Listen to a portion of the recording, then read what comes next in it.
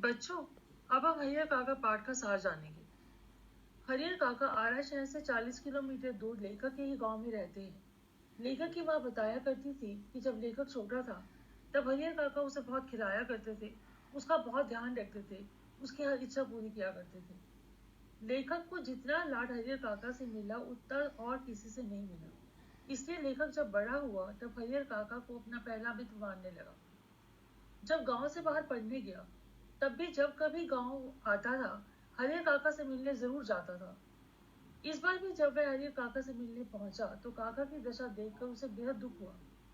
काका ने उससे कोई बात भी नहीं की, वे पूरे समय मौन ही बने रहे। उनकी यह दशा देखने के बाद लेखक की स्मृति में हरियर काका का पूरा जीवन फिर से जागृत हो गया। हरियर काका के 3 भाई हैं, एक उनसे बड़ा और 2 उनसे छोटे। तीनों बाल बच्चेदार हैं। हरियर काका की अपनी कोई संतान नहीं है। उन्होंने 2 विवाह किए मगर दोनों ही पत्नियों का देहांत असमय हो गया। लोगों के कहने के बावजूद तीसरा विवाह नहीं किया क्योंकि एक तो उनकी उम्र अधिक हो चुकी थी, दूसरे बड़े भाई के बेटे इतने सियाने हो चुके थे कि उनमें से 2 का तो विवाह भी हो चुका था। इनका परिवार संयुक्त परिवार था। घर की 60 बीघा जमीन थी। इस हिसाब से हरियर काका 15 बीघा जमीन के मालिक माने जाते थे। दूसरी पत्नी के गुजर जाने के बाद कुछ समय तक तो अन्य भाइयों की पत्नियां और बहुएं हरियर काका की खाना खुराक का ख्याल रखती रही, मगर जैसे जैसे दिन बीत रहे थे वे उनकी उपेक्षा करने लगी थी। पूरा घर अच्छा भोजन करता और हरियर काका को रूखा सूखा बासी बचा खुचा भोजन परोस दिया जाता था। हारी बीमारी में कोई उनकी खैर खबर लेने नहीं आता था। गांव में एक ठाकुरवाड़ी, जिसे गांव का मंदिर कहा जाता है, जिसमें हरदम महंत और साधुओं का जमा वड़ा लगा रहता था। लोग ठाकुरबाड़ी में ईश्वर से प्रार्थना करने आया करते थे कि उनका काम निर्विघ्न संपन्न हो जाए अथवा किसी काम में मनचाही सफलता मिले। ऐसा करने पर वे ठाकुरबाड़ी के नाम अपनी जमीन का कोई टुकड़ा भी लिख दिया करते थे। इस तरह ठाकुरबाड़ी के पास इतनी जमीन हो गई थी कि वह आसपास के इलाकों की सबसे बड़ी और समृद्ध ठाकुरबाड़ी समझी जाने लगी थी।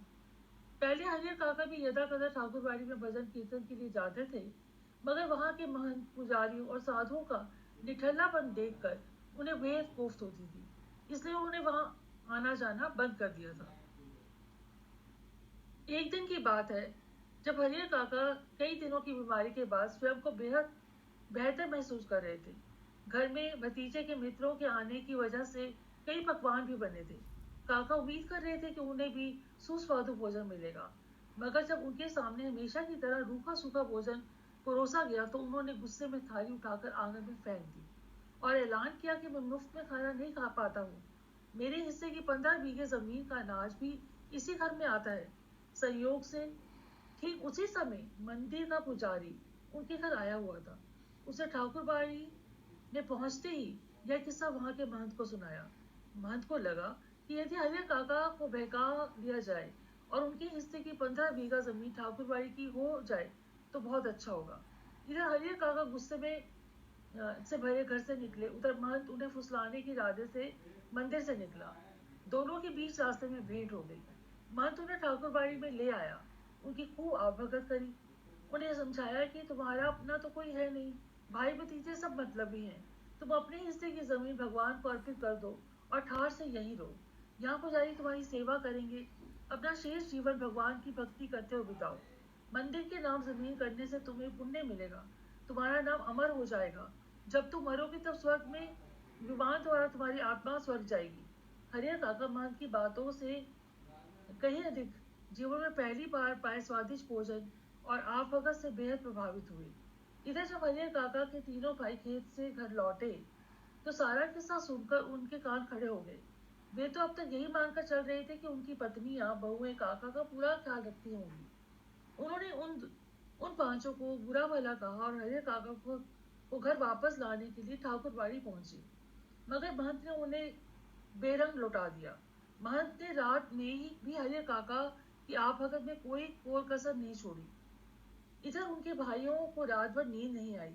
वे सुबह फिर ठाकुरबाड़ी पहुंचे, अपनी पत्नियों की भूल के लिए उनसे क्षमा मांगी और उन्हें अपने साथ घर ले आए।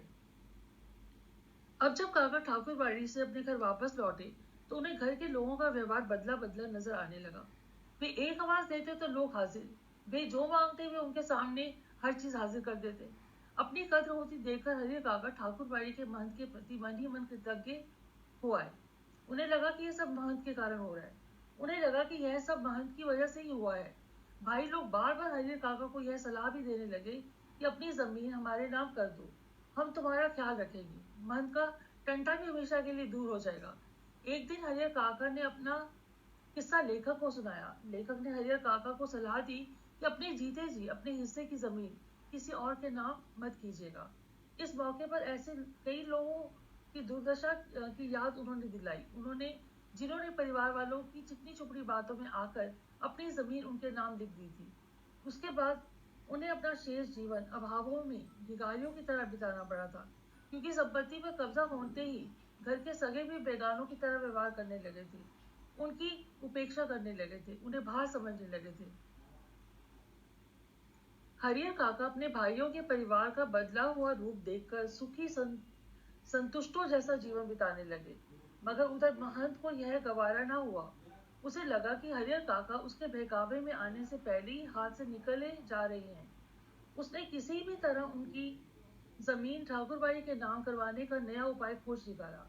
एक शाम कई पहलवान नुमा लोग हरियर काका के घर आ धमके। उनके भाइयों को डरा धमकाकर हरियर काका को उठा ले गए। उन्हें ठाकुरबाड़ी में लाया गया, जहां उनकी खूब पिटाई की गई। उनसे जबरन खाली कागजों पर, दस्तावेजों पर अंगूठे का निशान लगवा लिया गया। इधर उनके भाई भागे भागे पुलिस के पास गए।